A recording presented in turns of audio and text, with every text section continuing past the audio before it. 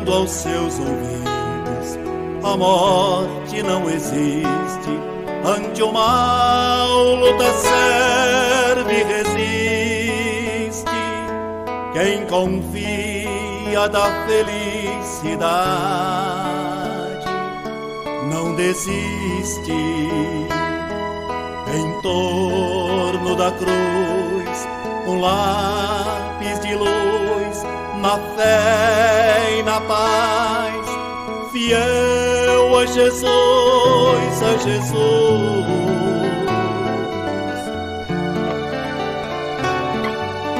Chico Xavier, Cisco de Deus, de Deus,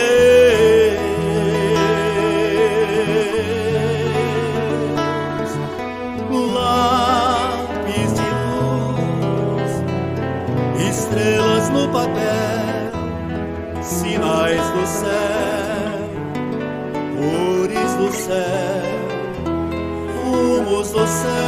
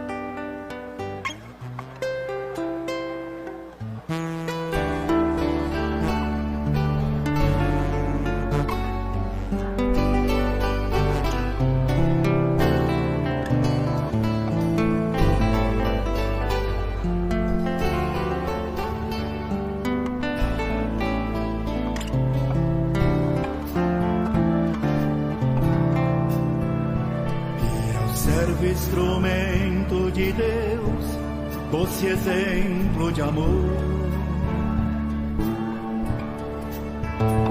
Nossa amiga que ergueu corações mergulhados na dor. Ocupou suas mãos dia e noite em nobre missão.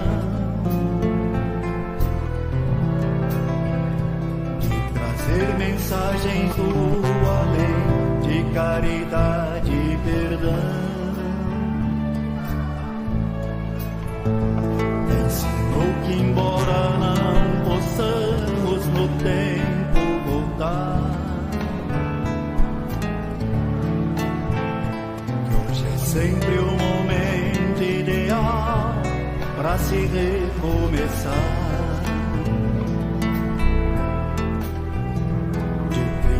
Pelas pedras, espinhos em busca de luz. A paz que só gozam aqueles que servem a Jesus. Seu nome é Chico, Chico Xavier, Chico Simplicidade. Sublime fonte entre a vida na terra e na eternidade. Abrandou em muitos corações a imensa saudade. Dedicou seu corpo e sua alma ao bem da humanidade. Seu nome é Chico, Chico Xavier, Chico Simplicidade. Sublime fonte entre a vida na terra e na eternidade. Abrandou em muitos corações a imensa saudade. Dedicou seu corpo e sua alma ao bem da humanidade.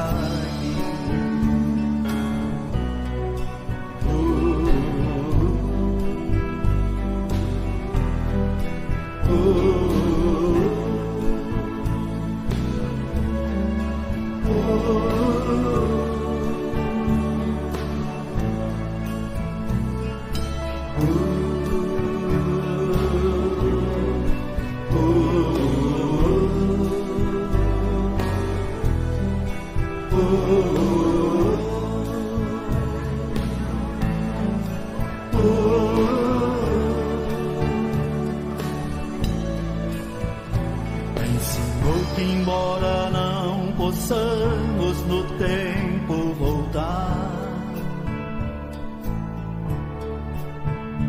que hoje é sempre o momento ideal para se recomeçar,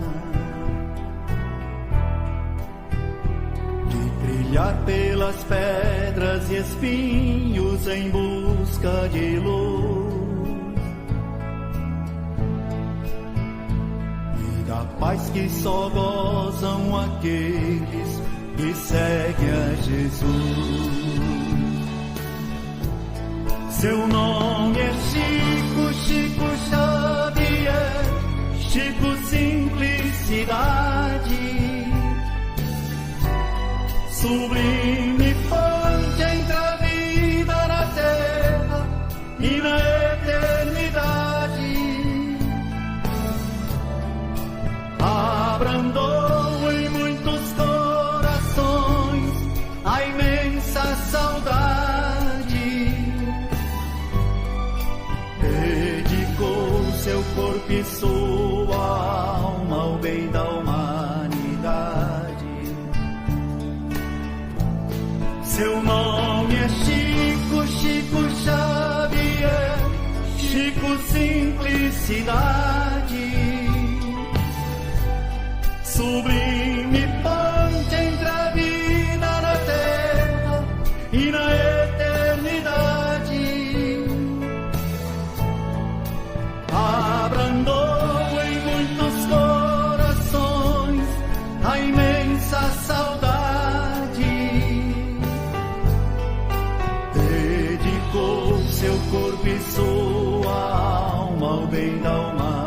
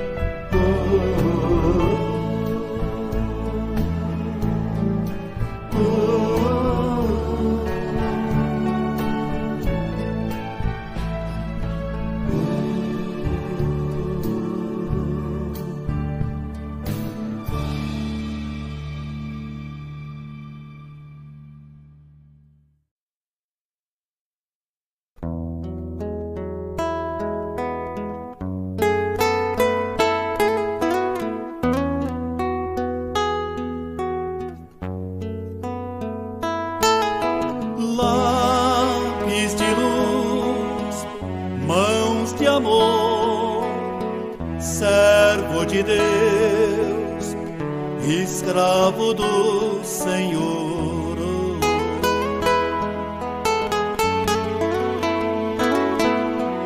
Vida de bênçãos, amigo de Deus, alma singela, tão terna e bela, em torno da cruz, fiel a Jesus, excelso mestre do bem, emissário da luz, mensageiro do além, do além.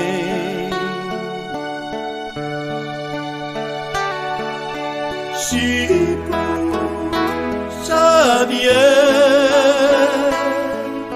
Cisco de Deus, de Deus,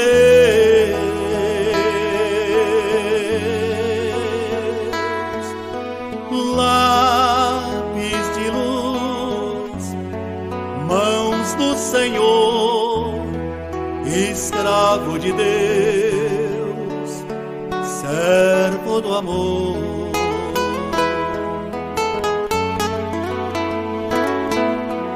Vozes do além, da verdade e do bem, falando aos seus ouvidos, a morte não existe. Ante o mal, luta, serve e resiste. Quem confia da felicidade não desiste. Em torno da cruz, um lápis de luz, na fé e na paz, fiel a Jesus, a Jesus.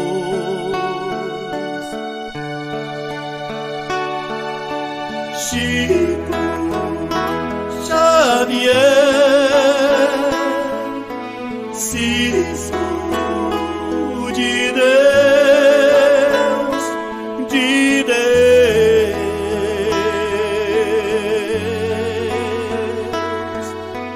lápis de luz, estrelas no papel, sinais do céu, cores do céu, rumos do céu.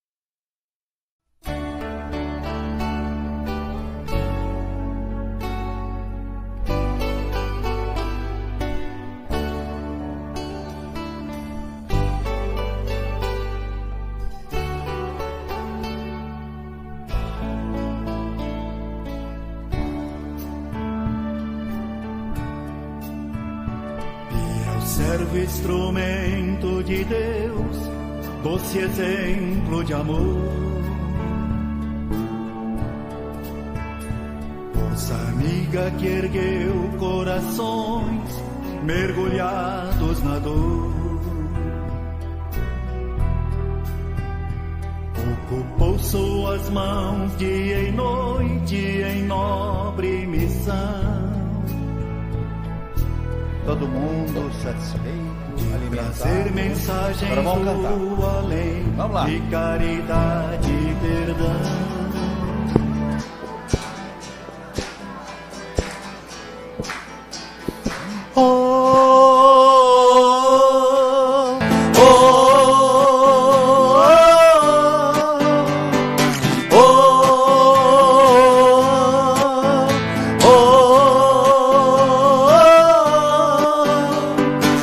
Como um pássaro livre, livre pra agir e pensar.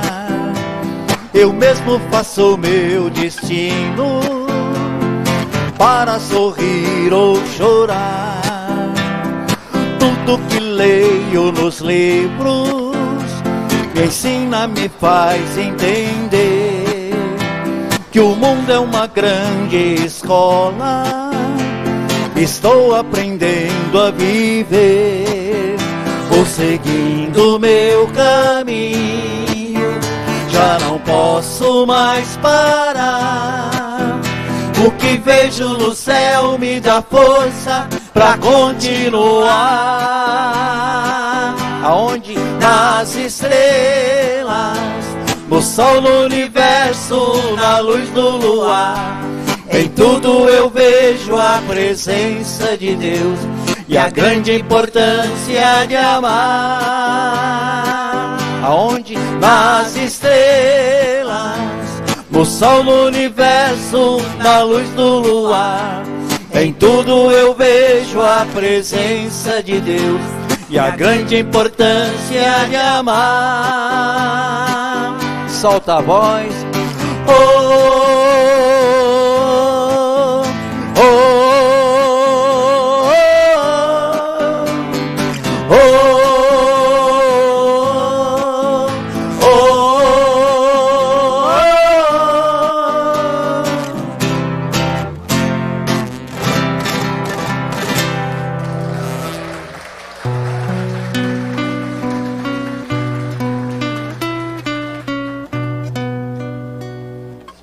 Explugou ali o microfone.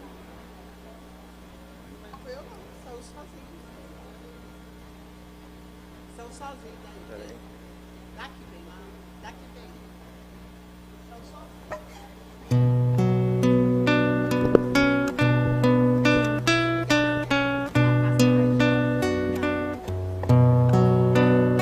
Senhor,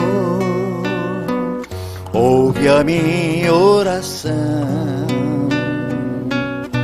e a paz pede o meu coração. Eu sei que tu vives na glória, abençoa meus passos, ilumina meu chão. Oh Mestre, como sou tão pequeno, quero compreender, meu Senhor, tua voz eu escuto tão longe, os teus braços abertos me falando de amor, de amor. Eu sou como o rio que corre, cruzando os caminhos em busca do mar. Contigo eu tenho a certeza que na correnteza não vou me afogar. Vou vencer, vou lutar, entender, perdoar, seguirei teu olhar e meu mundo renovar. Lá, lá, lá, lá, lá, lá, lá.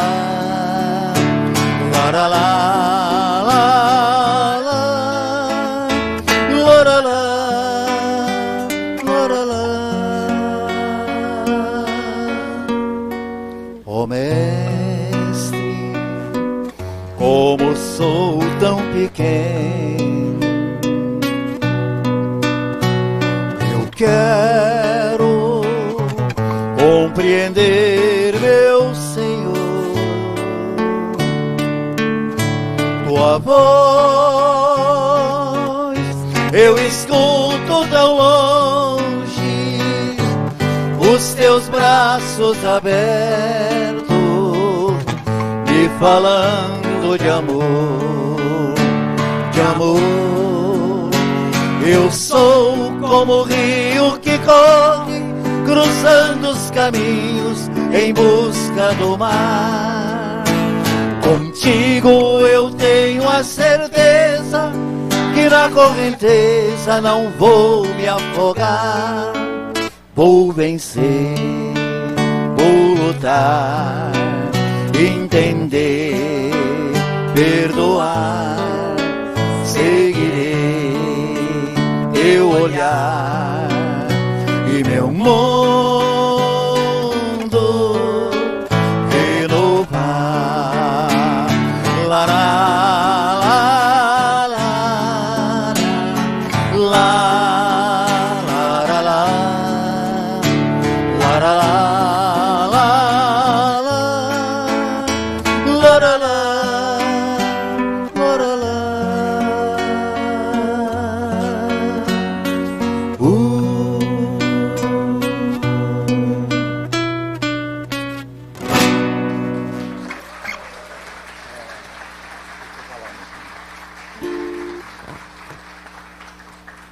Olha o recado que o poeta vai dizer para nós nesta canção, para a gente trabalhar mais e falar menos.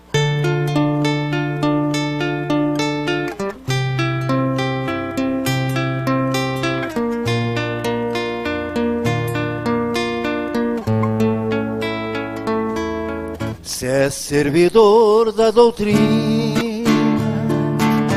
da fé que fala a razão, Esqueça de quê? não te esqueça de cuidar da própria renovação.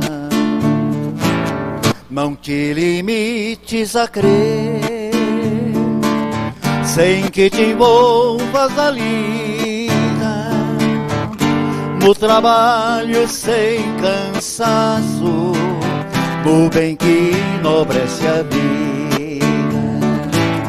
Combate dentro de ti o egoísmo milenar, peso invisível na alma que te impede caminhar.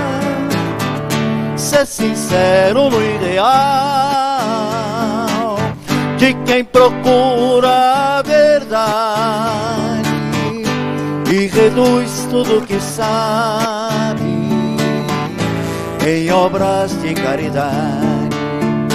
Não faças calar a voz da consciência em ti mesmo, céu se escola no mundo, consumindo tempo a esmo.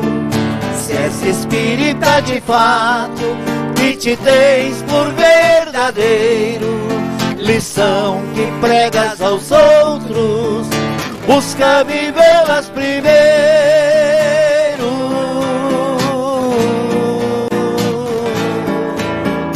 La la la la, la la la la, la la la la, la la la la, la la la la, la la la la. Psicografia de Carlos Bacelli, essa música.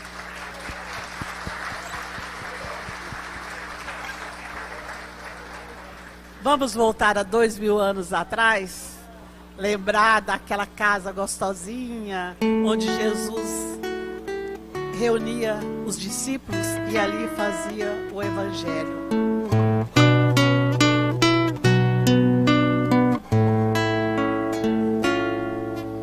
Ao anoitecer, em Cafarnaum, a casa de Pedro, tão simples comum, se enchia de paz, repleta de luz, ouvindo as palavras do Mestre Jesus. Vou me imaginar eu sentado ali, entre Pedro, Tiago e Levi, à beira do lago de Genezaré, colhendo na alma a semente de fé. E eu tão criança naquele lugar, sentia Jesus me abraçar. Aonde? Na casa de Pedro, à luz do luar, a brisa da noite, o perfume do mar. Dissestes pra mim, você deve voltar, eu sempre estarei com você a falar. A gente se encontra de novo a orar, no seu evangelho no lar. Vamos repetir? A gente se encontra de novo a orar, no seu evangelho no lar. Mais uma vez. A gente se encontra de novo a orar, no seu evangelho no lar, no seu evangelho no lar. seu evangelho no lar.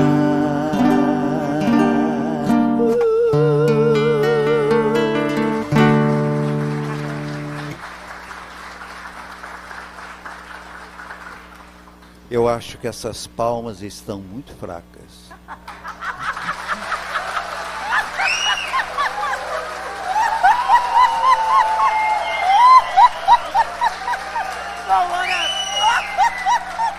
Mas eu não quero essas palmas para nós, não. Sabe para quem? Para Chico Xavier.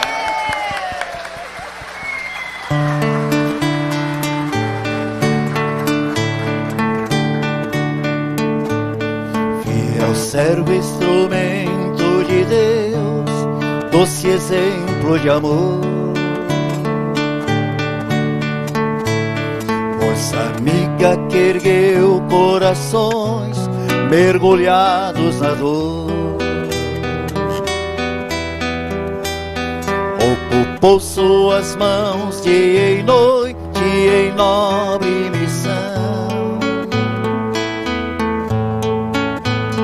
de trazer mensagens do além, de caridade e perdão. Ensinou que embora não possamos no tempo voltar,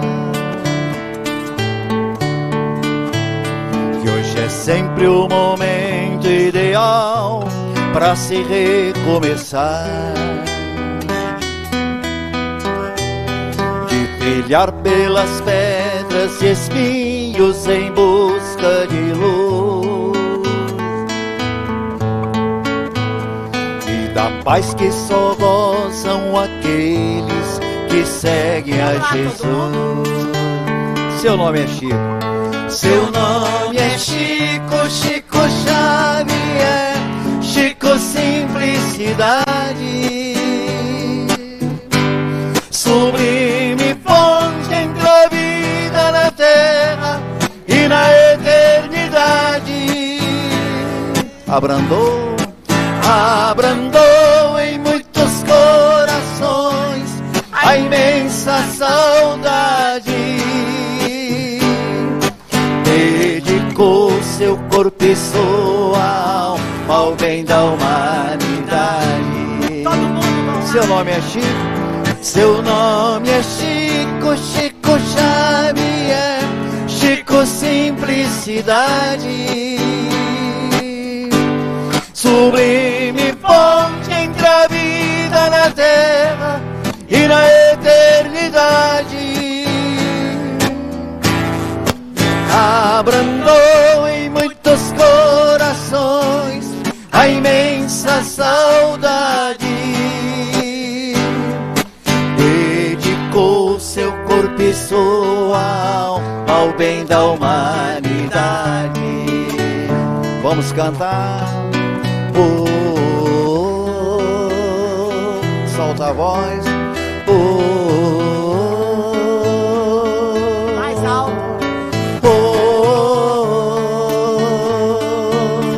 Mais uma vez.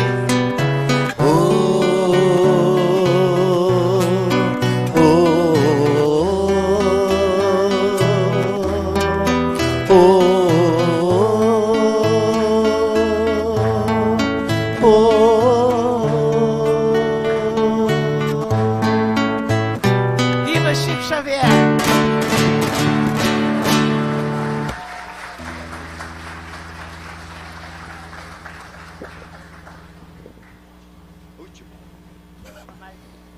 O Eduardo é um pidão, tá pedindo mais uma aqui. A gente queria ter mostrado para vocês a predileta do nosso querido e amado Chico Xavier. Para quem não conhece, vai conhecer agora. Quem tem mais de 40, 50 anos, vai lembrar do refrão e vai cantar junto assim, ó. Um passarinho me ensinou uma canção feliz, e quando solitário estou, mais triste do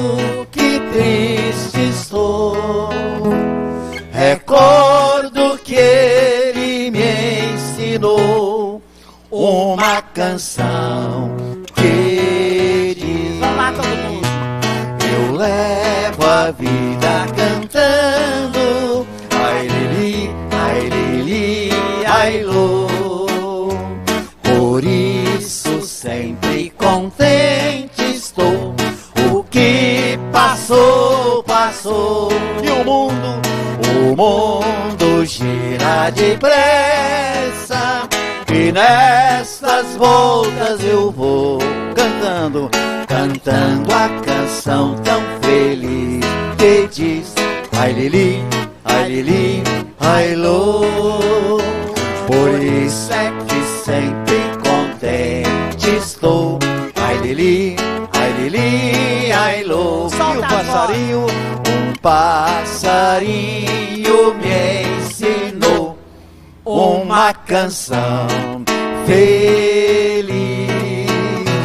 E quando solitário estou, mais triste do que triste sou, recordo que ele me ensinou uma canção que diz: Solta as vozes.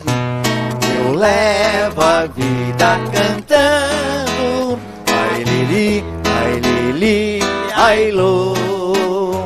Por isso sempre contente estou. O que passou, passou. E o mundo gira depressa. E nessas voltas eu vou cantando, cantando a canção tão feliz que diz: ai lili, ai lô. Por isso é que sempre contente estou. Ai lili, ai lô.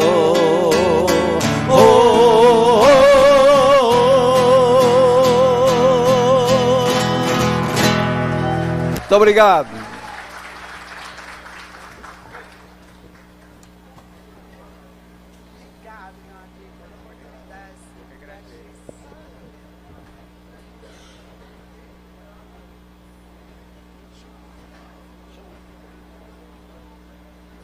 Pode levar.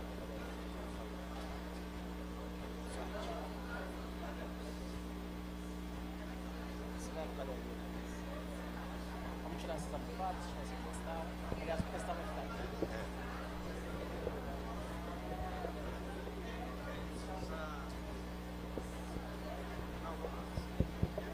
Não, qual é um? Esse? 2. É 1 ou 2? Não, é 1 ou 2, Giovanni? É 1? Eu vou botar pra ele falar. Não, 2.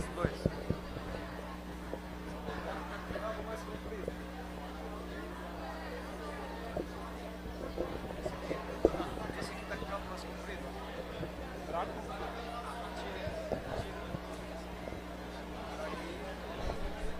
Pode deixar.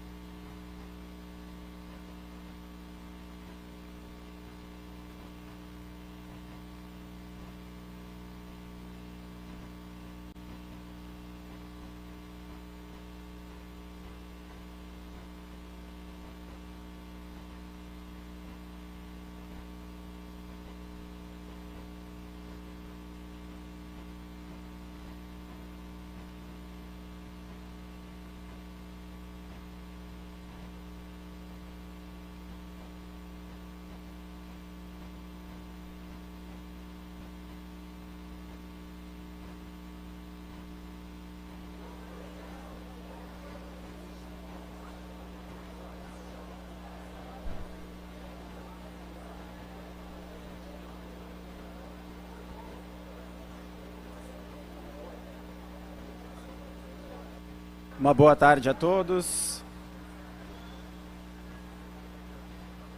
O sol não só apareceu, mas como no início do nosso evento, um arco-íris estava aqui, atrás da SAPT, do lado de Santa Catarina. Nós que estamos na esquina do Rio Grande, não sei se vocês sabem, mas aqui é a esquina do Rio Grande.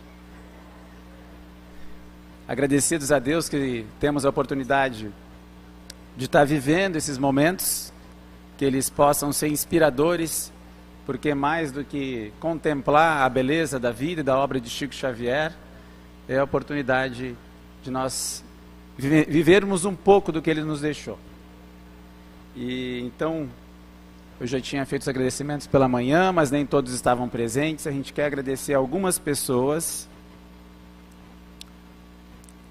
A Dental Rocha, o Hotel Costa d'Alpiaz, RMS Internet, o restaurante Cantinho do Pescador, a Aguatá Turismo, a Vivência Espírita, e aí a gente já aproveita para mandar um abraço para todos que estão acompanhando pela internet, pelo canal Vivência Espírita. Então, se vocês quiserem compartilhar as palestras, por favor, entre lá no canal do YouTube. A Ubra Torres, que através do curso de enfermagem está ali na nossa entrada, garantindo nosso bem-estar aqui no evento. E agradecer também o pessoal da Alfa e da Foco que estão providenciando som e imagem aqui para nós. Muito obrigado a todos que se deslocaram das suas cidades, pessoal aqui do Rio Grande do Sul, de Santa Catarina. Tem gente aí de Santa Catarina? Olha só, Paraná, São Paulo, Rio Grande, daí Rio Grande está dentro, né, do nosso rincão aqui, né? Minas Gerais. Alguém mais de outro estado aqui?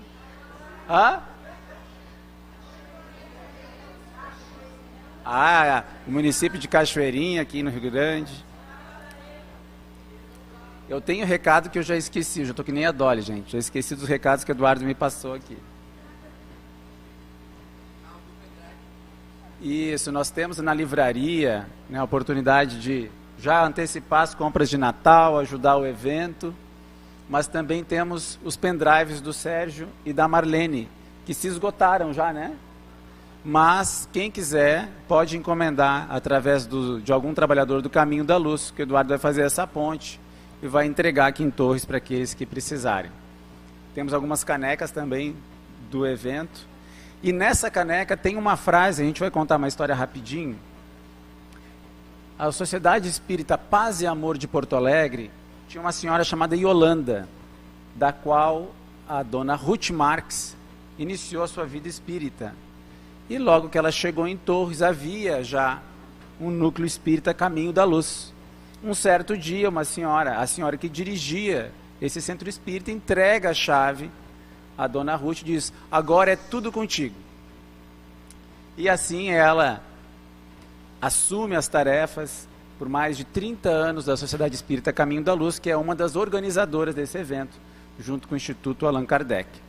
E a dona Yolanda, muito feliz, que havia feito uma pupila, né, que agora assumiu uma casa espírita no interior do estado, vai contar a Chico Xavier que havia iniciado, né, um centro espírita em Torres. E aí ela conta, e o seu filho, Ivens, também, que é um ator, esteve conosco aqui, estava junto, conta que Chico falou assim: que beleza, Torres é uma joia do céu incrustada na rocha. Então essa frase está na nossa caneca como souvenir, e ela também foi incluída no monumento ao centenário de Chico Xavier, que está na Praça 15 de Novembro, aqui em Torres. O monumento foi instalado lá em 2012, né, em alusão em 2010 ao seu centenário, e agora nós recolocamos as placas, e essa frase vai estar lá para a gente poder bater foto e compartilhar.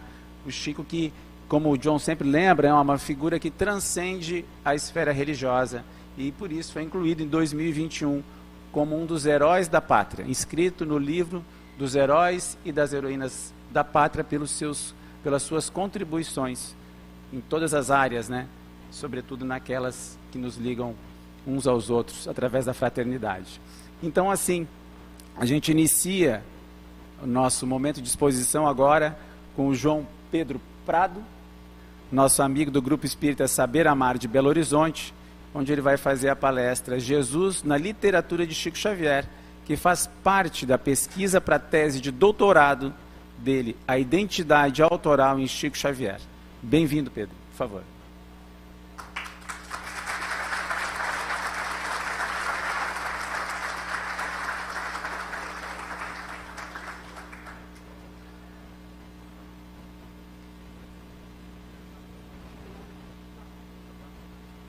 Começou abaixo. Tá, maravilha. Só colocar uma ajuda aqui.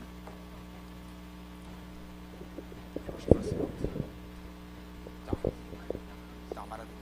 Muito obrigado. Boa tarde, pessoal.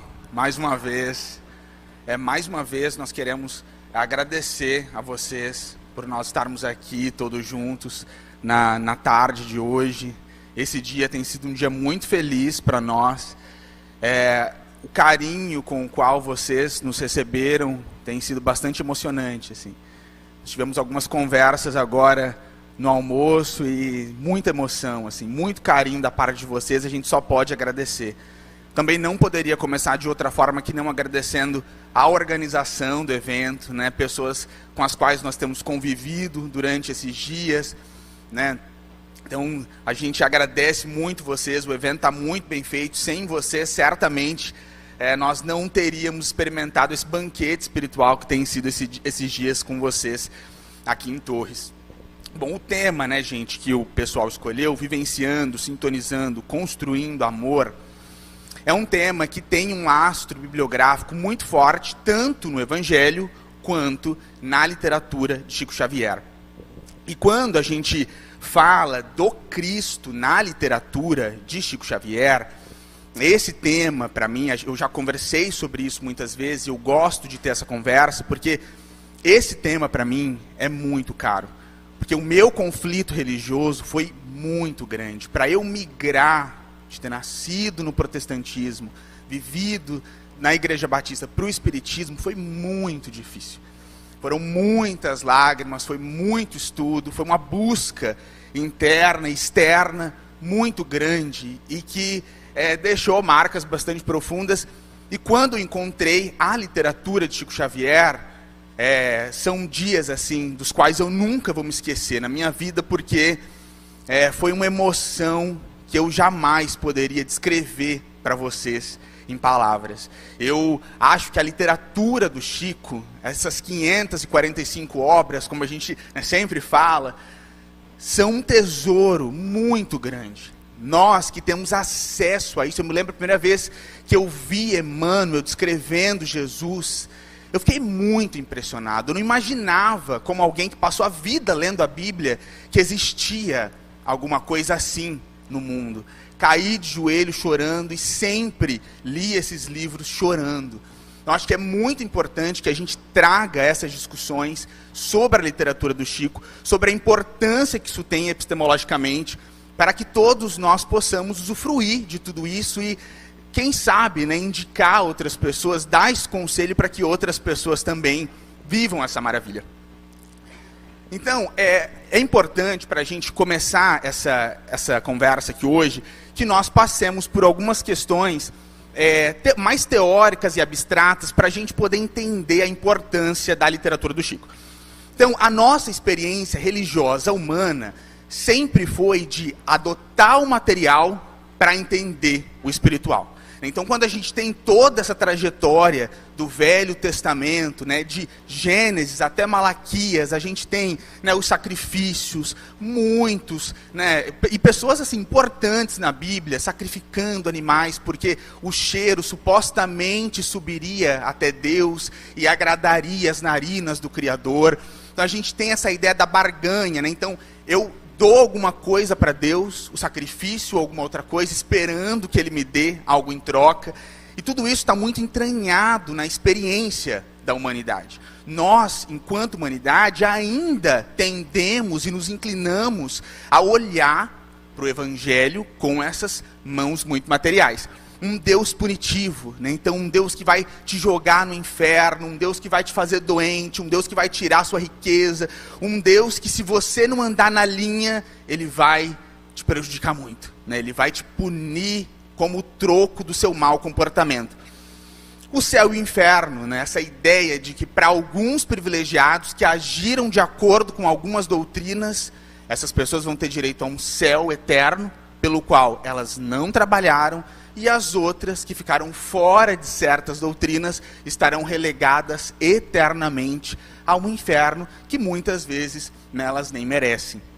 E outro ponto muito importante, quando a gente pensa na nossa tradição humana, na nossa vivência espiritual enquanto humanidade, é essa confusão, que é muito triste, né, gente? A gente ainda experiencia isso, de entender que a lei civil, né, é a mesma coisa que a lei de Deus. Nós espíritas temos, né, a bênção de Kardec nos explicar que não é bem assim. Que o livro de Levítico era um livro da época, era uma codificação legislativa da época. E que a gente não tem mais necessidade de entender que Deus, sendo esse Deus bravo, punitivo, vai me punir se eu não cumprir as leis. A gente não precisa mais disso. De todo modo, essa é a nossa experiência humana. Então é comum que todos nós, ao tocar o Evangelho, interpretemos o Evangelho com esses olhos ainda muito materialistas.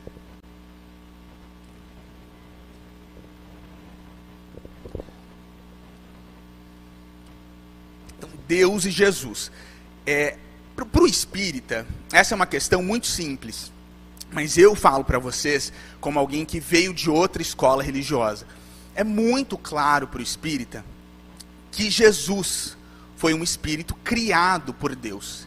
E a gente fala isso com todo respeito às outras religiões, às outras interpretações. Agora, quando você entende que Deus e Jesus são a mesma coisa, a dificuldade de interpretar a Bíblia aumenta muito. Se Deus e Jesus são a mesma coisa, se Jesus está falando de Gênesis até Malaquias, em Levítico, em Números, em Deuteronômio, se Jesus também está falando lá no fim da Bíblia, se tudo é Deus, a gente fica sem um norte interpretativo. E sem um norte interpretativo, a Bíblia vira uma grande contradição. Então, quando o Espiritismo, e para nós isso é muito claro, traz essa diferença de que Deus é uma coisa, questão 1 do Livro dos Espíritos, inteligência suprema, causa primária de todas as coisas. E Jesus é outra coisa, o Cristo. A gente tem uma mudança muito significativa, gente, na exegese do Evangelho. Mas muito significativa. O Evangelho, ele ganha uma outra atmosfera. E para o espírita que tem isso tão claro, o Evangelho tem que ter essa importância. Porque se Jesus está falando no Evangelho, aí eu trouxe aqui, né, que o Cristo provém do grego Christos, que significa ungido, que por sua vez tem origem na língua hebraica, Machia, que em português é Messias. Então, quando a gente entende que Jesus é o Cristo, um espírito criado por Deus, e a gente olha para todas aquelas profecias, Isaías, Jeremias, Ezequiel, Daniel, Oséias, Joel, Amós, Obadias, todos aqueles profetas do Velho Testamento falando que o Cristo nasceria em Belém, lá em Miqueias, que o Cristo teria poder de cura, lá em Malaquias, que o Cristo seria filho de uma virgem. Quando a gente entende que o Cristo é criação de Deus, o Cristo passa a ser a parte mais importante da Bíblia. Se ele é o Espírito mais importante, se ele é o ungido, se ele é o enviado, é para ele que nós temos que olhar. É para ele que nós temos que olhar todas as vezes que a Bíblia tiver uma contradição. Então, se tem uma contradição lá no Velho Testamento, eu fico com quem? Com o que Jesus disse, com o que o Cristo disse. Porque ele é, como a gente coloca, o nosso principal norte interpretativo. E aí, é muito interessante porque no livro A Caminho da Luz, o Emmanuel traz para a gente que os profetas, né, todos esses profetas da tradição hebraica, foram preparados no plano espiritual para encarnar e falar sobre o Cristo. Então a literatura de Chico Xavier, ela cobre essa parte anterior à encarnação de Jesus. A riqueza da literatura do Chico, para nós entendermos a Bíblia, é muito grande.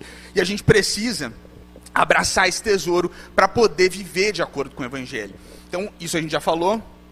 Lá em Paulo, Estevão fala o seguinte, naquele momento ali em que ele está dando aquele discurso importante, Paulo com muita raiva. O Evangelho é a resposta de Deus aos nossos apelos. Em face da lei de Moisés, a lei é humana, o Evangelho é divino. Moisés é o condutor, Cristo o Salvador. Os profetas foram mordomos fiéis, Jesus, porém, é o Senhor da vinha. Com a lei éramos servos, com o Evangelho somos filhos livres de um Pai amoroso e justo. Então, essa importância do Evangelho nas nossas vidas é uma importância crucial. E Emmanuel fala pra gente que o Evangelho é o mapa do tesouro. É ali que a gente tem que basear a nossa vida. É no que o Cristo fala que a gente vai tirar todas as dúvidas. Então a gente tem Mateus, Marcos, Lucas e João, 4 evangelhos em cujos relatos nós encontramos o Messias falando, explicando, trazendo informações para a gente. Nós que somos espíritas e temos isso tão claro, a gente não pode dar mole, porque um tesouro dessa magnitude é um talento, lá na parábola dos talentos, gigantesco. E o que vai ser das nossas consciências se a gente deixar passar essa oportunidade? Possivelmente, nas lições de Humberto de Campos, o que nos resta é a treva. Purgar na treva. Então, André Luiz, na introdução de Nosso Lar, traz para a gente assim: é preciso muito esforço do homem para ingressar na academia do Evangelho do Cristo. E é muito difícil, gente, porque a lógica de Jesus, essa lógica do amor, vou até colocar aqui que é o tema do evento, vivenciando, sintonizando, construindo amor, essa lógica de Jesus, ela é uma lógica muito difícil para nós entendermos com os olhos da matéria. Não tem como. É por isso que Paulo, na epístola, diz: Deus escolhe as coisas loucas para confundir as sábias. E quando a gente é cristão, eu estava até conversando isso com o John hoje mais cedo, quando a gente é cristão, você não vai ser compreendido no mundo. Você não vai ser uma pessoa fácil das outras codificarem e entenderem. Porque ser cristão é adotar uma lógica de vida muito diferente da lógica que impera no nosso mundo, que é o materialismo. Então, quando você é cristão e você quer se dedicar à caridade, a amar o próximo, você vai ser o bobo, né? Você vai ser aquele que não sabe aproveitar a vida. Você vai ser aquela pessoa que está jogando o seu tempo fora, que não sabe aproveitar o seu dinheiro. Você não vai ser compreendido. Agora, a gente precisa, e Jesus deixa isso muito claro para a gente, principalmente no capítulo 6 do Evangelho de Mateus, que a gente precisa esperar uma recompensa de Deus e não dos homens. E aí a gente... E eu quis trazer isso para vocês porque a obra psicografada de Chico Xavier, ela traz muitos aspectos importantes para nós entendermos a Bíblia e principalmente o Evangelho, que é a nossa conversa aqui hoje. Então, a obra de Chico traz chaves epistemológicas, traz interpretações e traz complementações, que são muito raras, importantes e significativas. E aí eu trouxe aqui, essa é a perspectiva da doutrina teológica, que é majoritária, né, no Brasil e no mundo. Mateus, né, apresenta o Cristo como um mestre. Marcos, né, é o evangelho querigmático, né, o anúncio da fé. Querigma é o anúncio. Então Marcos estaria preocupado com o anúncio de que Jesus é o Cristo, o enviado, o ungido. Lucas traz à luz a face misericordiosa de Deus. E João teria como foco principal apresentar a divindade de Jesus. Muitos teólogos falam que o foco do Evangelho de João seria provar que Jesus é Deus. Mas nós espíritas já passamos dessa fase. E aí eu trouxe um gráfico para vocês darem uma olhada do que é original em cada evangelho, né? Então a gente tem poucas coisas que não se comunicam, mas o Evangelho de Lucas e de Mateus tem uma percentagem bastante interessante de conteúdo original. E aí é interessante que quando a gente olha para esses evangelhos, na obra de Chico Xavier, a gente já consegue fazer uma interpretação da teologia majoritária do mundo.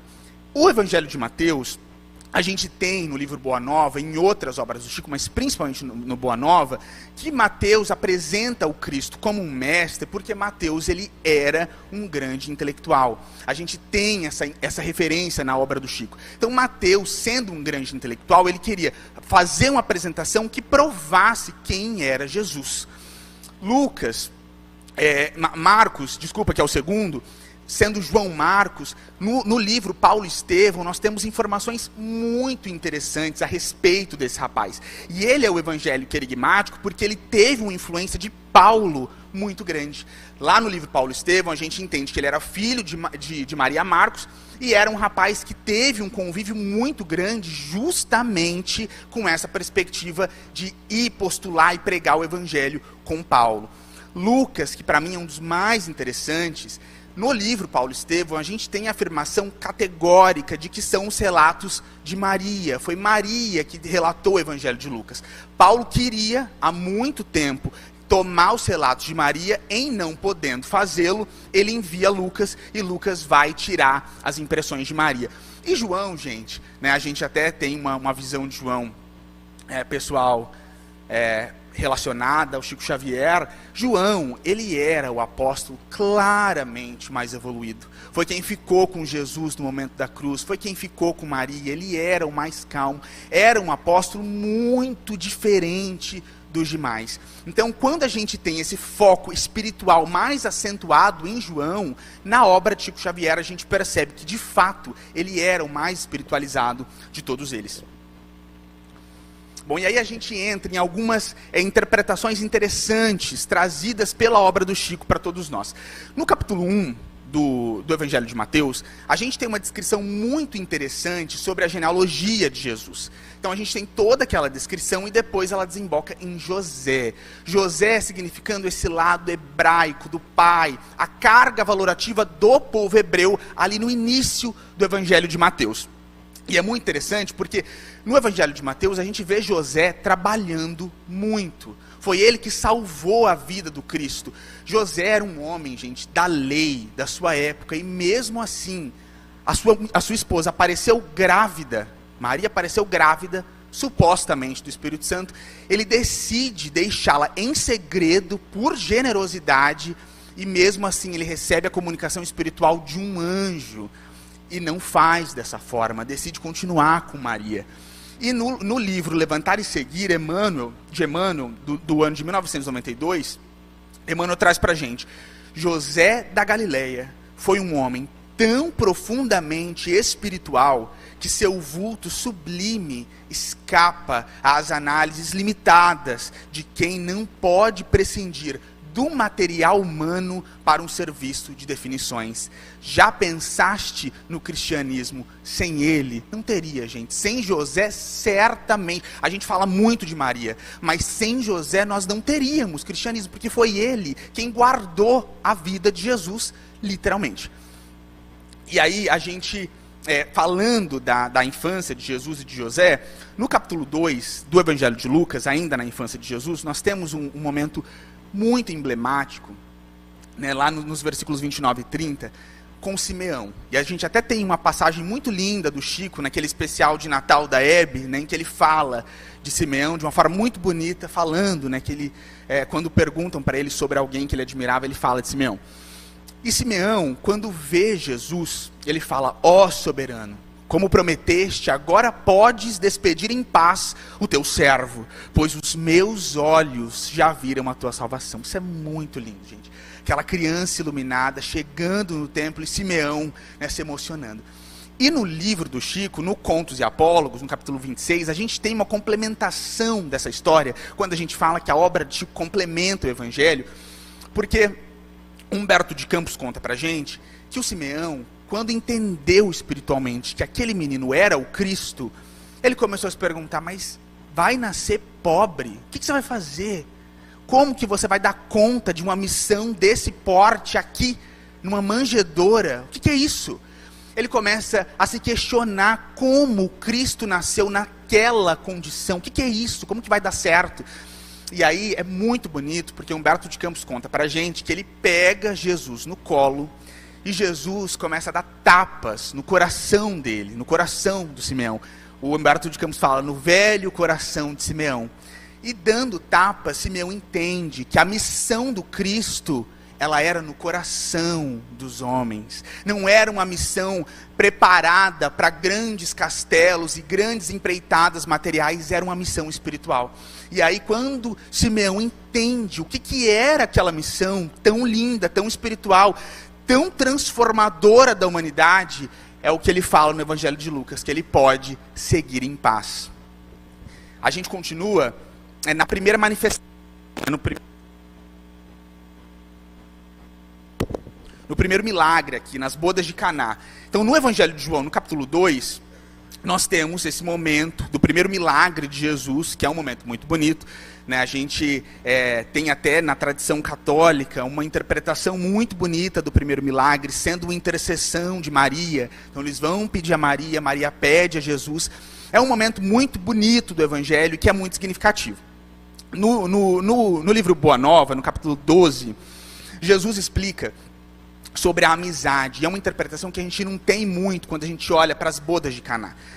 O vinho já foi tema de muitas controvérsias no Evangelho, né? Nas igrejas isso é um assunto quente, porque pode beber ou não. E Pedro, né? Pedro, quando Pedro vê aquilo, né? Aquela transformação em vinho, Pedro pergunta, né, para Jesus se Jesus não estaria incentivando, né, a bebedeira, a farra, o que era aquilo. E aí Jesus começa a trazer uma lição lindíssima, que nos escapa quando a gente não tem obra do Chico, sobre amizade, sobre celebrar com os amigos, sobre granjear amigos, sobre a importância de ter amigos que caminhem do seu lado, para que você seja capaz de completar a sua missão, sobre como nós, quando caminhamos em conjunto, somos muito mais fortes, e sobre como nós devemos deixar as nossas bobagens de lado para poder caminhar em conjunto. E aí Pedro pergunta sobre ingratidão quando Jesus faz essa explicação para ele. E é muito bonito, gente, porque essa pergunta de Pedro, e essa é a beleza da obra do Chico, ela é muito capilarizada. Pra gente, é uma conversa aqui mais breve, porque para a gente poder ter uma conversa sobre como a obra do Chico traz respostas do Evangelho, a gente precisaria talvez de um ano inteiro de seminário. E muita coisa, mas quando Jesus fala para Pedro sobre o amor verdadeiro e sincero, não esperar nada em troca, isso é muito significativo, gente, na vida de Pedro. Porque Pedro, entendendo isso, ele teria arcabouço para lidar com aquele dia tão nefasto da vida dele, quando ele nega Jesus, entender que dele, Jesus não esperava nada em troca. E aí eu coloquei aqui. E falando de Pedro, que é um personagem, né, muito icônico, na oração dominical, a gente não tem isso, né, fora do Espiritismo, mas lá no capítulo 6 de Lucas, no capítulo 6 de Mateus e no capítulo 11 de Lucas, nós temos Jesus ensinando a oração dominical. É o Pai Nosso que todos nós entendemos. Só que no livro Boa Nova, no capítulo 18, a gente tem uma explicação mais profunda dos motivos pelos quais Jesus ensinou essa oração para as pessoas. E aqui no Evangelho de Lucas a gente tem assim: certo dia, Jesus estava orando em determinado lugar. Tendo terminado, um dos seus discípulos lhe disse: Senhor, ensina-nos a orar, como João ensinou aos discípulos dele. E aí eu coloquei aqui, qual discípulo foi esse? Na Bíblia a gente não tem essa resposta. Na literatura de Chico Xavier a gente tem, foi Mateus, o filho de Alfeu, que fez essa pergunta. Mateus, sempre muito inquiridor. E é por isso que essa oração dominical está no Evangelho de Lucas e no Evangelho de Mateus, relatada por Mateus. Só que Pedro, que impulsionou tudo isso, porque Pedro estava muito inquieto sobre a oração, porque a sogra de Pedro, depois que foi curada por Jesus, aquela passagem que todo mundo conhece, que Jesus foi até a casa dela, pegou na mão e ela ficou curada, depois que ela foi curada, ela começou a cutucar Pedro para que ele pedisse favores materiais para Jesus. Ela começou a falar: se nós somos uma família que apoia tanto o mestre, por que a gente não tem essa contrapartida material? Por que ele não ajuda mais a gente? E aí Jesus começa a ser inquirido por Pedro. Pedro, um pau mandado ali da sogra, vai fazer as perguntas para Jesus e começa ele a questionar o Cristo. começa a questionar Jesus sobre oração. Eu posso orar pedindo coisas materiais, eu posso orar pedindo favores para minha família, posso orar assim, posso orar assado. E Jesus, percebendo a inquietação de Pedro, ensina para todos eles a oração do Pai Nosso. E aí, gente, é muito interessante isso, porque no capítulo 6 de Mateus, voltando lá no primeiro evangelho, depois que Jesus ensina o Pai Nosso, ele traz uma lição sobre perdão. Então percebam, pela psicografia do Chico, a gente entende que Pedro foi quem impulsionou a oração dominical. Depois da oração dominical, Jesus traz uma lição sobre perdão. E no capítulo 18 de Mateus, nós temos o relato de que foi para Pedro que Jesus deu a lição de perdoar 70 vezes 7. Isso não é à toa, gente, porque Pedro é a pedra da igreja. Lá no capítulo 16 de Mateus, quando Pedro traz aquela revelação, tu és o quem o povo diz que eu sou? Tu és o Messias, tu és o Cristo. Pedro diz, muito bem, Pedro, não foi a carne que te revelou isso, foi, né, o Espírito Santo. E aí vai depender da tradução. E Jesus fala para Pedro, e tu és a pedra, e sobre esta pedra eu construirei a minha igreja. Então, a missão de Pedro, gente, sendo a pedra da igreja, era uma missão que necessitava da lição do perdão. Porque se Pedro não perdoasse, ele não conseguiria se auto-perdoar quando ele negou Jesus. Porque a nossa consciência funciona dessa forma, é dando que se recebe, é perdoando que eu sou perdoado. Então Pedro, recebendo essa lição do perdão e perdoando, foi capaz de se perdoar, né? Vocês que são aí desses estudos, né, entendem isso. Deus não pune ninguém, Deus não quer punir a mim nem a ninguém, mas a nossa consciência clama por equilíbrio, e em clamando por equilíbrio, a gente precisa perdoar para ser perdoado. Bom, e aí no capítulo 26, né, de Mateus, quando a gente tem a negação de Pedro, e ele fala, né, não conheço esse homem, e aí imediatamente o galo canta, que é um momento muito terrível, muito nefasto. No Boa Nova, no capítulo 26, a gente tem Pedro pedindo para Jesus, Senhor, perdoai-me. Ele lembra de pedir perdão para Jesus. E é muito bonito porque Humberto de Campos conta para a gente. Mas nesse instante, nada mais viu. Na confusão de seus angustiados pensamentos, luar alvíssimo enfeitava de luz as vielas desoladas. Foi aí que o antigo pescador refletiu mais austeramente, lembrando as advertências amigas de Jesus quando lhe dizia, Pedro, o homem no mundo é mais frágil do que perverso. E aí a gente, entendendo como Pedro fez para lidar com tudo isso, a gente entra no outro lado de quem não conseguiu lidar com tudo isso, que é Judas Iscariotes, que não conseguiu se dar o auto-perdão depois do que ele fez com Jesus. No capítulo 27 do Evangelho de Mateus, a gente tem aquele momento muito triste, quando Judas percebe o que ele fez e disse, pequei, traindo o sangue inocente. Eles, porém, responderam, que nos importa? Isso é contigo.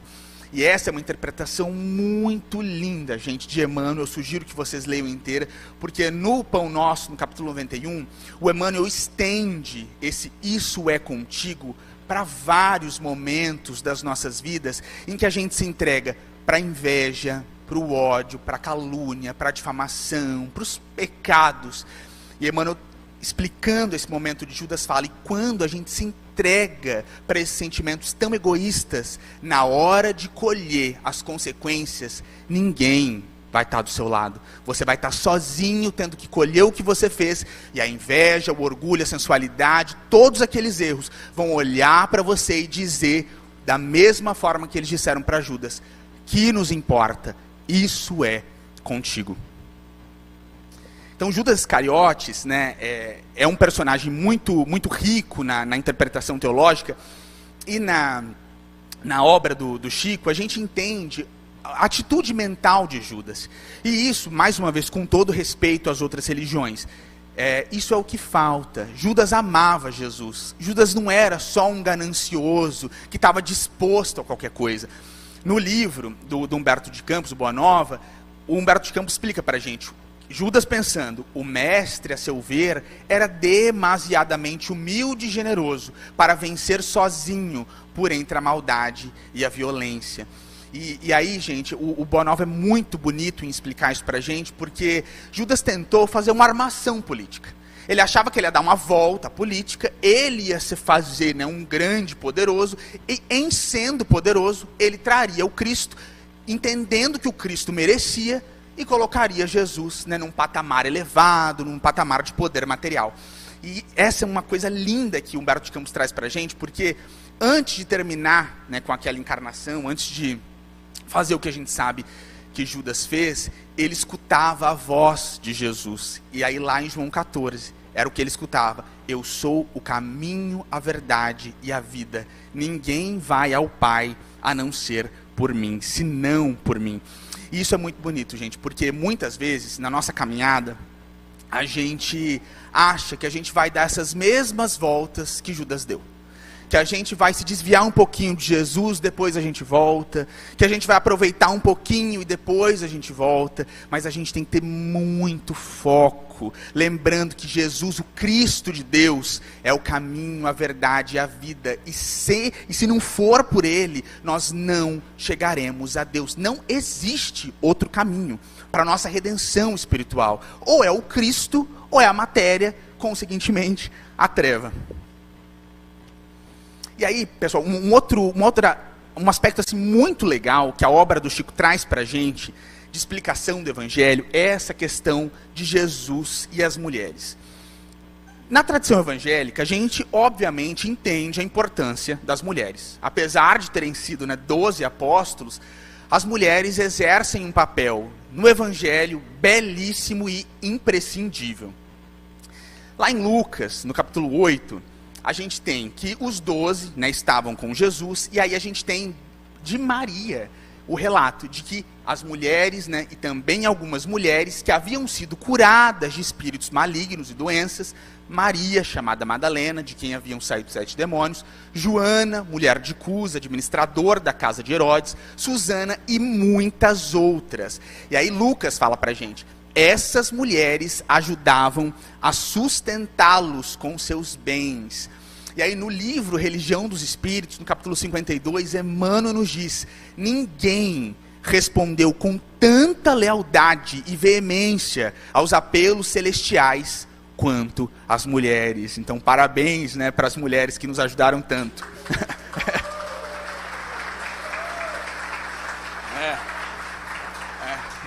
Fica aí o parabéns às mulheres. E aí, no capítulo 8 de João, né, a gente tem um momento que é icônico no Evangelho e que mudou a história do mundo, que é aquela mulher pega em adultério. Né? Então a gente tem ali a história da mulher que foi pega em adultério, estavam tentando apedrejá-la, Jesus começa a desenhar na areia, depois quem estiver sem pecado que atire a primeira pedra. Gente, esse momento mudou a história da humanidade. Esse momento mudou a lei da humanidade para sempre, mudou a criminologia para sempre. Nesse momento, Jesus foi o maior doutrinador de direitos humanos que a Terra já viu. Ele rompeu com a pena de morte, apesar de futuramente ele mesmo padecer com a pena de morte. E no livro Contos e Apólogos, né, ali no capítulo 14, a gente tem a explicação do que foi que aconteceu nesse dia. Humberto de Campos conta pra gente que aquela mulher que tinha sido pega em adultério, na verdade, ela tinha sim uma vida errada, mas ela não foi pega em adultério. Ela estava com a sua tia, elas foram assaltadas e os assaltantes, sabendo do passado dela, começaram a gritar: adúltera! Para que elas não corressem atrás deles, para que elas não pudessem buscar justiça. E isso é muito interessante, gente, porque aí chegam Jesus e os seus discípulos, e Pedro estava lá. E a gente sabe que Pedro, ele adorava, né, julgar as outras pessoas. Ele, né, tudo indica que ele tinha um problema, né, com as mulheres muito grande. E Pedro, quando Jesus, né, salva aquela mulher do apedrejamento, Pedro começa, deixa eu até ver se eu trouxe aqui. E Pedro fala: mestre, desculpando os erros das mulheres que fogem ao ministério do lar, não estaremos oferecendo apoio à devassidão? abrir os braços no espetáculo deprimente que acabamos de ver, não será proteger o pecado? E Jesus fica ouvindo. Humberto de Campos conta pra gente que Jesus vai ouvindo as reclamações de Pedro. Vamos andando. E aí eles vão andando. Quando eles vão andando, chegam duas pessoas e contam, né, ali para Pedro que a situação não era o que ele imaginava, não eram adúlteras. Elas tinham sim, era verdade que elas tinham sido atacadas por ladrões que queriam roubar suas compras. E aí Pedro, ele julga outra pessoa, ele começa, mas então são eles que merecem a morte, então a gente vai atrás deles. E Jesus ouvindo, Jesus vai ouvindo, Jesus ali ouvindo, que ele sabia da lição. Jesus vai ouvindo. Pedro, a gente vai até a casa deles, a gente vai acabar com a raça deles. Jesus ouvindo. Aí eles chegam à casa e levam uma grande surpresa. Quem eram os dois homens que tinham assaltado aquela mulher? Os irmãos adotivos da esposa de Pedro. E aí ele muda completamente, que é aquela história, o cisco, né? Você vê o cisco no olho do outro, mas não vê a trave que tem no seu. Aí quando a história na família dele, aí muda totalmente, né, de história. Aí já não tem que pegar tão pesado, precisava olhar com mais caridade. E aí mais uma vez, olha a importância, gente, disso. Jesus traz uma lição para Pedro sobre não julgar as pessoas, sobre perdoar, porque poderia ser você no lugar, poderia ser a sua família no lugar, poderia ser o seu cunhado no lugar.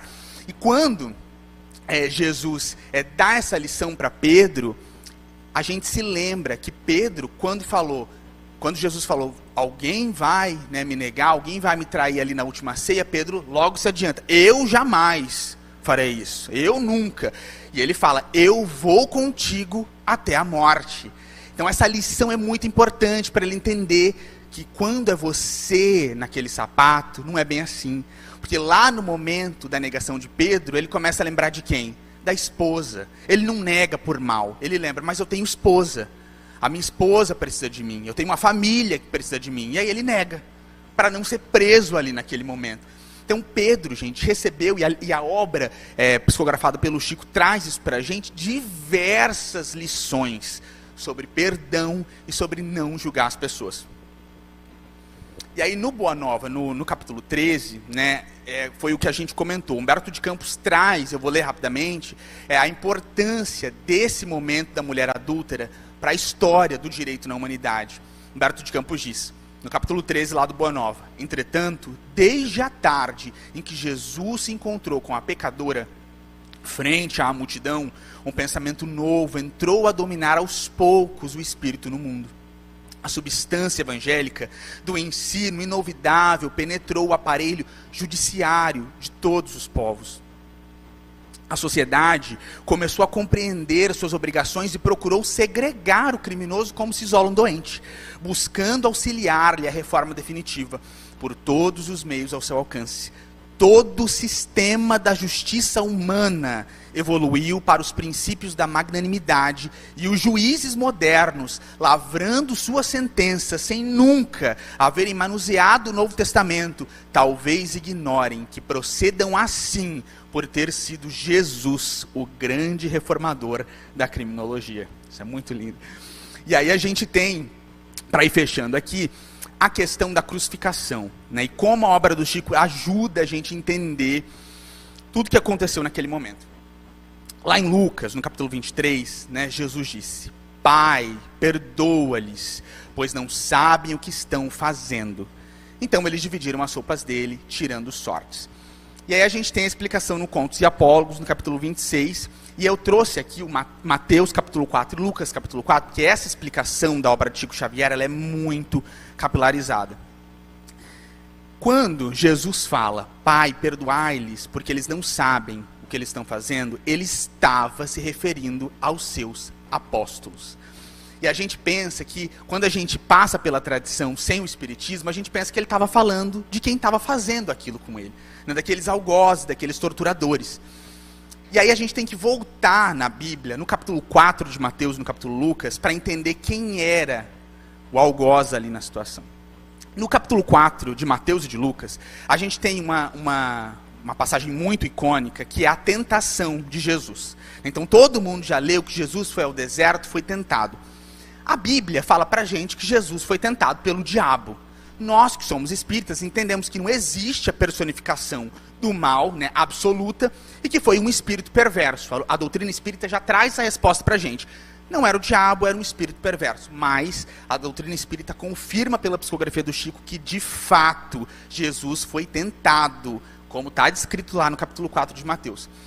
E aí, gente, eu quero fazer um parênteses aqui, para a gente refletir, porque no capítulo 4 de Mateus, a gente percebe esse espírito tentando enganar Jesus. Então ele começa, leva Jesus para ver todos os reinos do mundo, leva Jesus no topo, né, do templo mais alto de Jerusalém. E ali tem uma coisa muito importante para a gente aprender a estudar a Bíblia e o Espiritismo de forma sistemática. Porque quando esse espírito leva Jesus no topo do monte de um templo lá de Jerusalém, ele fala para Jesus: jogue-se daqui, porque está escrito, e ele dará asas, e ele colocará anjos ao seu favor, e não machucará pé em pedra. Isso é muito importante, gente, porque o que a gente tem nesse momento? O Salmo 91. Na Bíblia, a gente tem o diabo, um espírito perverso, citando o Salmo 91 para enganar Jesus. O que Jesus faz? Sempre rebate citando Deuteronômio. Mas a Bíblia diz assim, mas a Bíblia diz assado.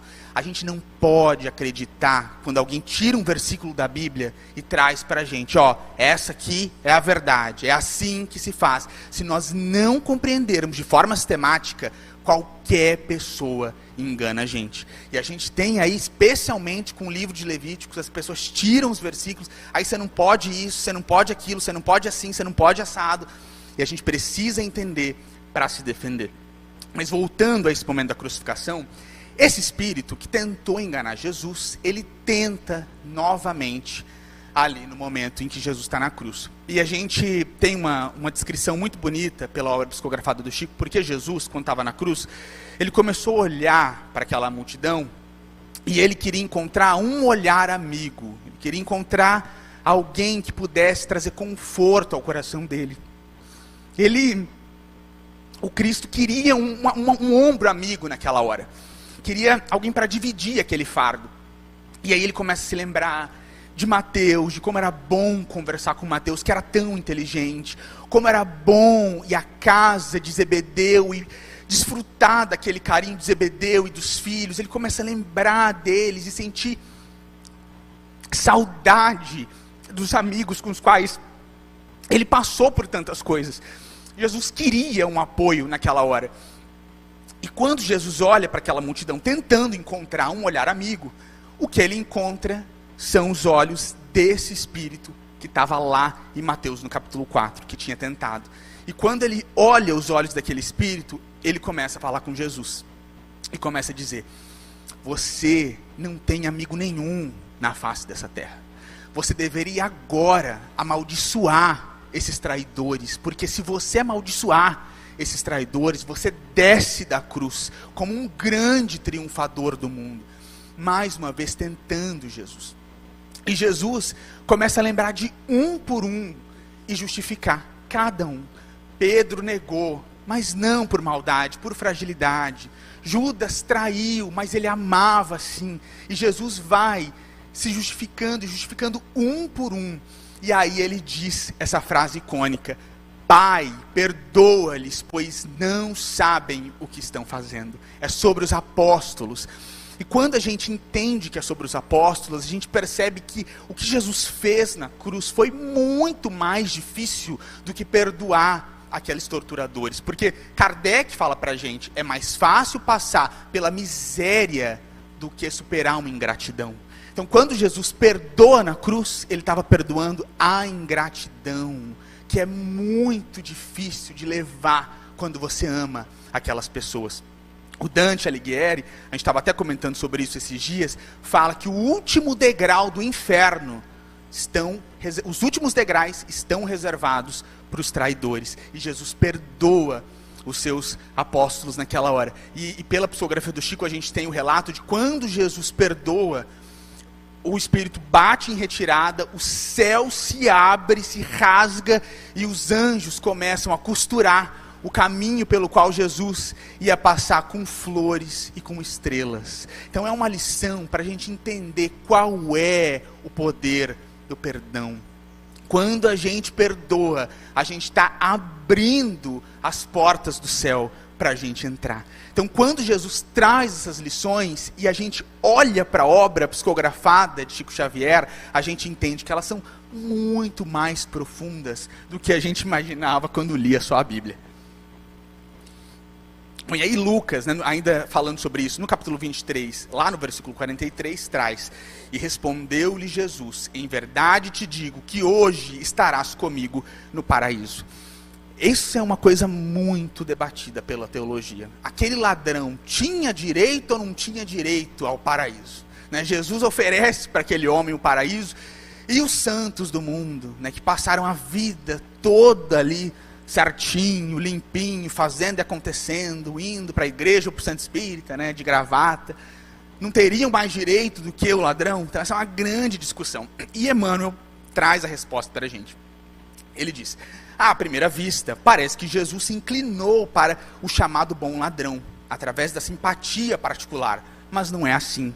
Podemos apresentar-nos com volumosa bagagem de débitos do passado escuro, ante a verdade, mas desde o instante em que nos rendemos aos desígnios do Senhor, aceitando sinceramente o dever da própria regeneração, avançamos para a região espiritual diferente, onde todo jugo é suave e todo fardo é leve. Chegado a essa altura, o espírito endividado não permanecerá em falsa atitude beatífica, reconhecendo acima de tudo que com Jesus o sofrimento é retificação e as cruzes são claridades imortais. E aí a gente continua com Mateus 28, no versículo 20. Eis que estou convosco todos os dias até o fim dos tempos. E aí a gente passa para a parte final sobre o que a literatura de Chico Xavier traz para a gente sobre esse Cristo, né, que permanece conosco. Esse Cristo que, apesar de desencarnado, fez uma promessa e cumpre essa promessa.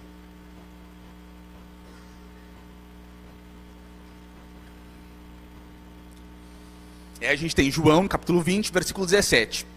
Disse-lhe Jesus: não me toques, porque ainda não subi ao Pai. E aí, gente, a gente tem, essa é uma das grandes belezas que a literatura do Chico traz para a gente como resposta, né? Jesus descendo para fazer Judas dormir, para auxiliar aquele amigo que sim, ele amava. E aí a gente tem esse relato da Maria Dolores, né, no livro Coração e Vida, no capítulo 14.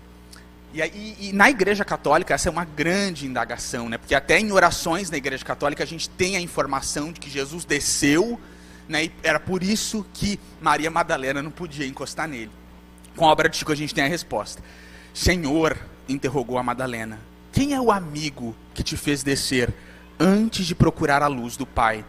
Mas Jesus explicou em voz clara e serena: Maria, um amigo não esquece a dor de outro amigo que cai. Antes de me altear à celeste alegria, ao sol do mesmo amor a Deus, em que te enlevas, vali-me, após a cruz, das grandes horas mudas, e desci para as trevas, a fim de aliviar a imensa dor de Judas. É muito lindo, né, gente? Jesus descendo aí para ajudar aquele amigo. No capítulo 16, versículo 9, aí, Marcos capítulo 16, versículo 9, quando Jesus ressuscitou na madrugada do primeiro dia da semana, apareceu primeiramente a Maria Madalena, de quem havia expulsado 7 demônios. E uma informação muito interessante que Emmanuel traz para a gente, eu até grifei, no capítulo 52 do Religião dos Espíritos: maior testemunho de soerguimento, Maria Madalena. Ela é um grande exemplo para a gente entender que a gente pode cair nessa vida e levantar. E aí lá no livro Boa Nova, a gente tem a informação de que Maria Madalena trabalhou muito, se doou muito aos leprosos. Então ela não era qualquer uma, aquela mulher tinha uma ânsia de amor que ninguém tem capacidade de compreender. Trabalhando muito, no fim da encarnação, o Cristo vem buscá-la. Em dado instante, observou-se que seu peito não mais arfava. Foi quando viu Jesus aproximar-se, mais belo do que nunca. Seu olhar tinha um reflexo do céu e no semblante trazia um júbilo indefinível. O mestre estendeu-lhe as mãos e ela se prosternou, exclamando como antigamente: Senhor! Jesus recolheu-a brandamente nos braços e murmurou: Maria, já passaste a porta estreita, amaste muito, vem, eu te espero aqui. Muito lindo.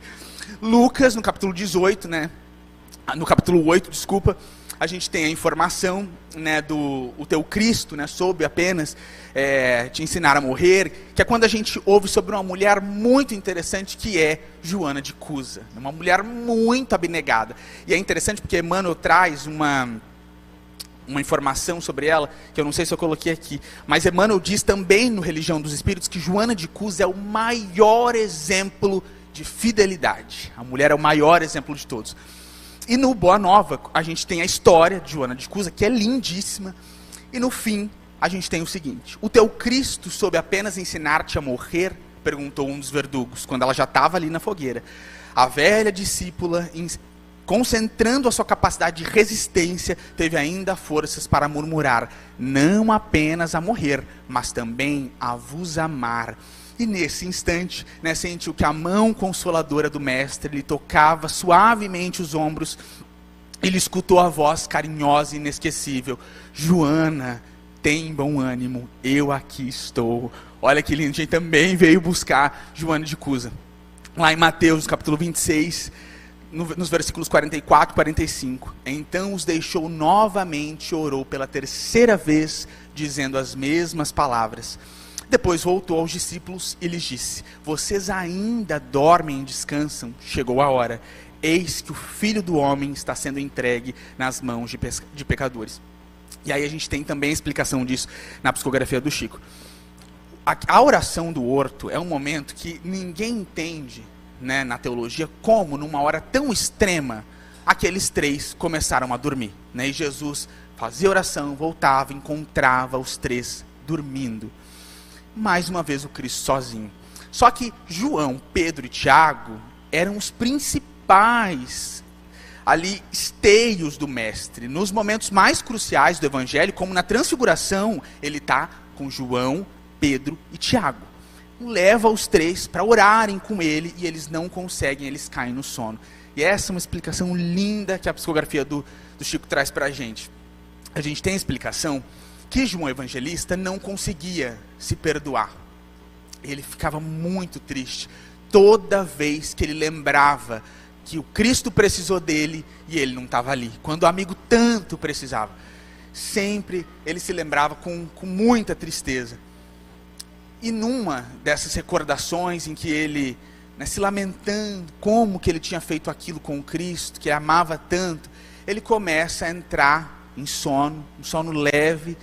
E quando ele está naquele estado, nem lá nem cá, Jesus aparece para ele, para tirar aquela culpa do peito de João. E Jesus explica para ele que era assim para eles terem dormido, porque aquele sono deles, dormir naquela hora tão extrema, era uma lição para a humanidade inteira. Jesus fala que era para nós entendermos que nos momentos mais difíceis a gente vai ter que aprender a carregar a nossa cruz sem a ajuda de ninguém.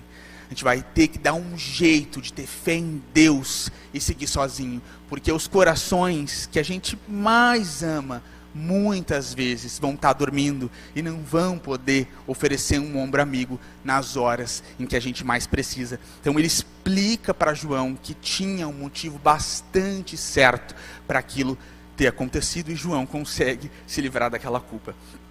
E aí, por fim, Maria, que eu deixei aqui por último, que é, pela psicografia de Chico Xavier, talvez um dos relatos mais lindos que a gente tem, acho que é um grande presente da espiritualidade para todos nós, que é o que Chico Xavier psicografou sobre Maria. Maria é um espírito muito caro ao coração de todo o Brasil. A gente sente a presença da mãe do Cristo sendo também a nossa mãe. A gente sente que ela está conosco, que ela intercede por nós e que ela é um amparo bem presente na hora extrema. E Maria, pela psicografia do Chico, a gente entende que também não ficou sem amparo. E na hora ali em que ela já estava prestes a desencarnar, a gente tem o relato de que Jesus aparece para ela, né, como um mendigo. No primeiro momento ela não lembra que era ele.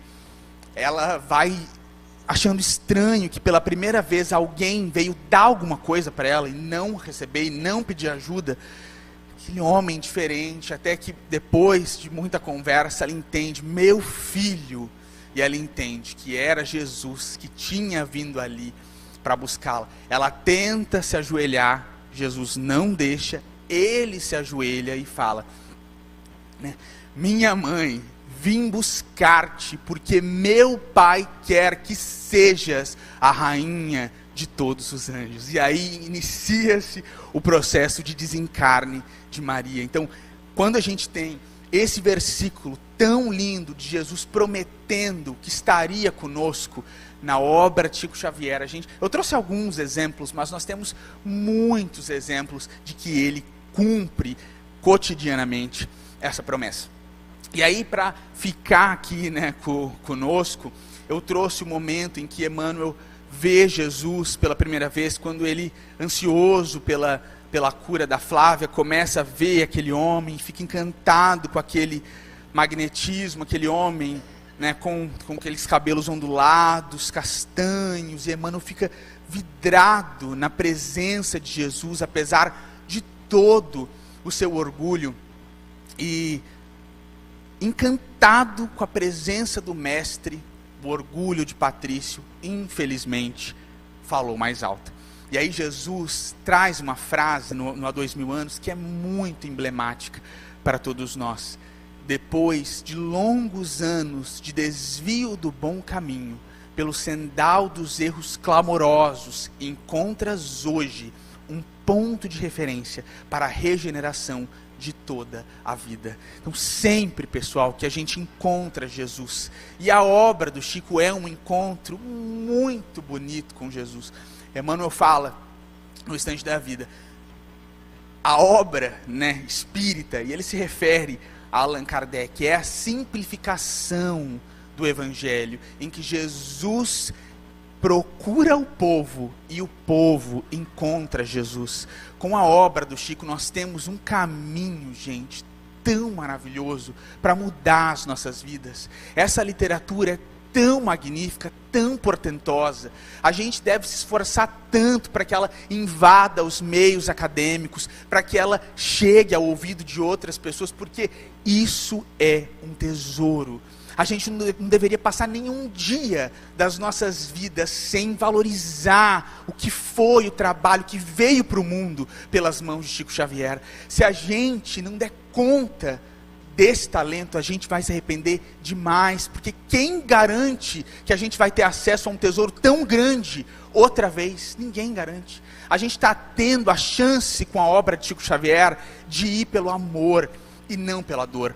E eu, que passei tantos anos da minha vida tendo somente o texto bíblico como referência de estudo, falo para vocês que encontrar algo assim na nossa vida vale mais que tudo. A gente precisa dar valor, pessoal, porque com toda certeza, nesses livros a gente vai encontrar felicidade, redenção e um futuro espiritual mais honesto. Para terminar, eu quero ler para vocês um poema bem curto de 8 estrofes que eu fiz sobre o Chico Xavier e sobre a minha trajetória com o Chico, que não é de agora, mas eu achei apropriado para esse tema. Deixa eu ver se está aqui. Aqui, achei. Então, o título desse poema eu coloquei Encontro e Reencontro, que é um termo que o Chico usa nas cartas. Só preciso aqui. Vamos lá, então. Encontro, reencontro.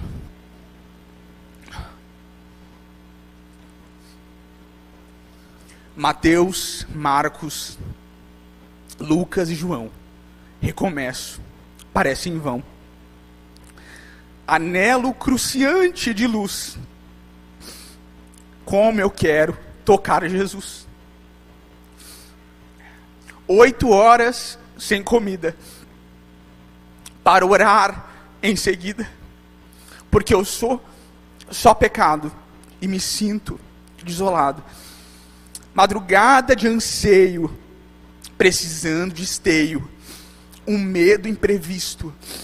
Onde está o Cristo? Que vontade de procurar. Mas eu não quero magoar. Ademais, fui avisado. Espiritismo é pecado. Mateus, Marcos, Lucas, João. Continuo, mas de outro jeito. Com tesouro na mão. Sinto perder o preconceito. Mudança radical de planos. Caio de joelhos chorando. Começo há 2000 anos. Luz nova me iluminando. Até meu cérebro está tremendo. Sinto minha mente arrepiada. Tenho vontade de sair correndo. Relatando a joia encontrada. Ah, depois de difíceis percalços, tentando encontrar Jesus, pelo médium dos pés descalços, eu o vejo fora da cruz. Muito obrigado, pessoal.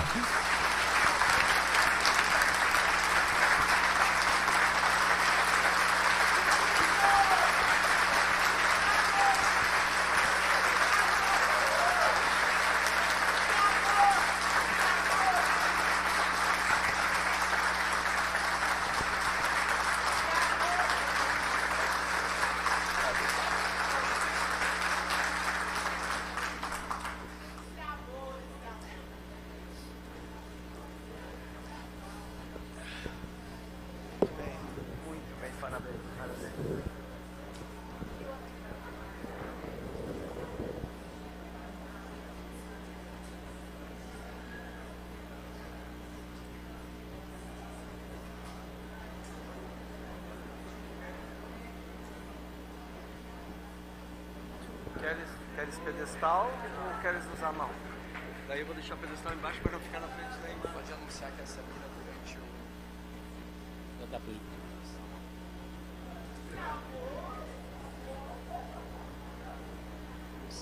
Eu pego aqui hoje.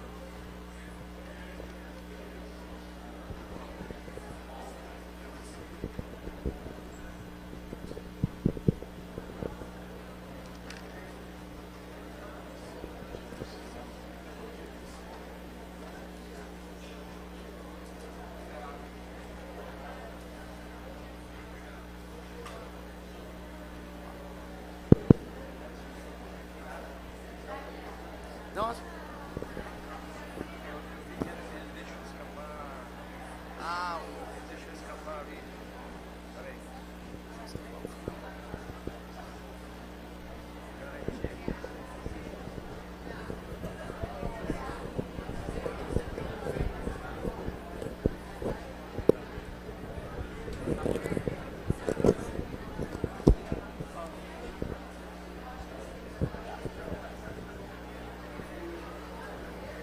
Uma boa tarde. Obrigado, João Pedro, pela mensagem Explica que essa mira durante o... acerca da literatura do nosso querido Chico. Durante a palestra do João Pedro, a Samira Turconi, da Serra Gaúcha, da Associação Médico Espírita da Serra Gaúcha, recebeu 3 mensagens psicografadas, sendo uma direcionada a um grupo espírita e outras 2 de espíritos muito caros ao nosso coração. Vou ler a primeira e o Duda vai ler a segunda. A primeira do espírito Meimei. Flores, flores, flores, muitas flores podemos colher nos canteiros de amor criados por todos os vossos pensamentos em vibração ao amor. Não são flores como vós conheceis, mas flores em formas de palavras, palavras doces, amorosas, em vibração com todas as cores e matizes que podeis imaginar. O candeeiro que foi formado em vosso plano, em nosso plano, no banquete espiritual realizado neste momento, repercute em nossos corações. As flores são carregadas do aroma emanado de vossos corações. Recebei hoje e sempre a nossa gratidão. Meimei com muito amor.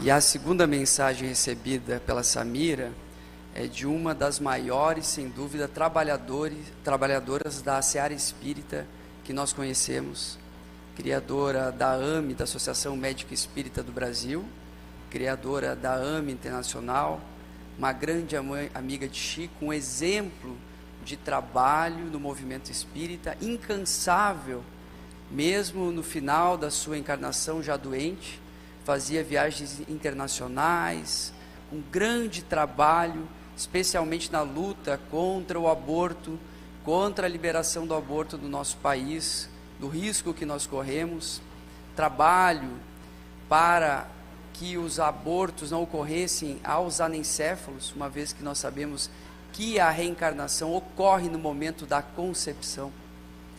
Então nós temos uma mensagem da doutora Marlene Nobre. Amigos, a tarefa de cada um é colocada por sua própria consciência. Busquem fazê-la agora, enquanto estão aí na matéria. Fiz o que pude. Fiz aquilo que me incumbi muito antes de reencarnar. Sei que foi muito amparada e protegida para que tudo se realizasse como sabem que ocorreu. Mas somente eu sei o quanto ainda deixei para trás para fazer.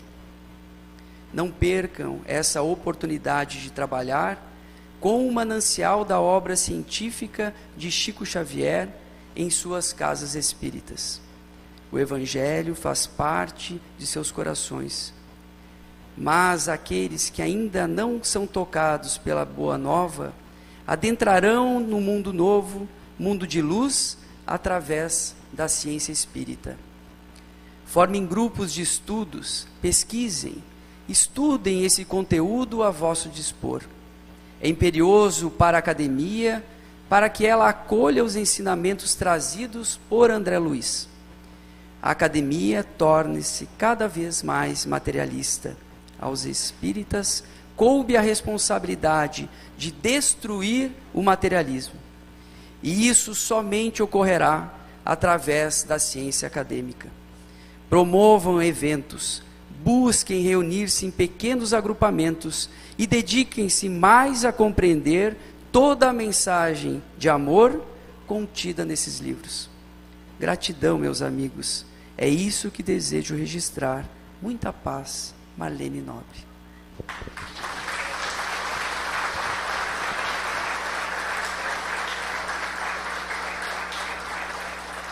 Não à toa agora nós convidamos para o próximo trabalho, a próxima palestra. E foi palestrante do primeiro encontro de 2008, em Uberaba. E não à toa agora quem irá fazer a palestra na tarde de hoje é o Dr. Vitório Turconi, que pertence à AME da Serra Gaúcha. Seja bem-vindo.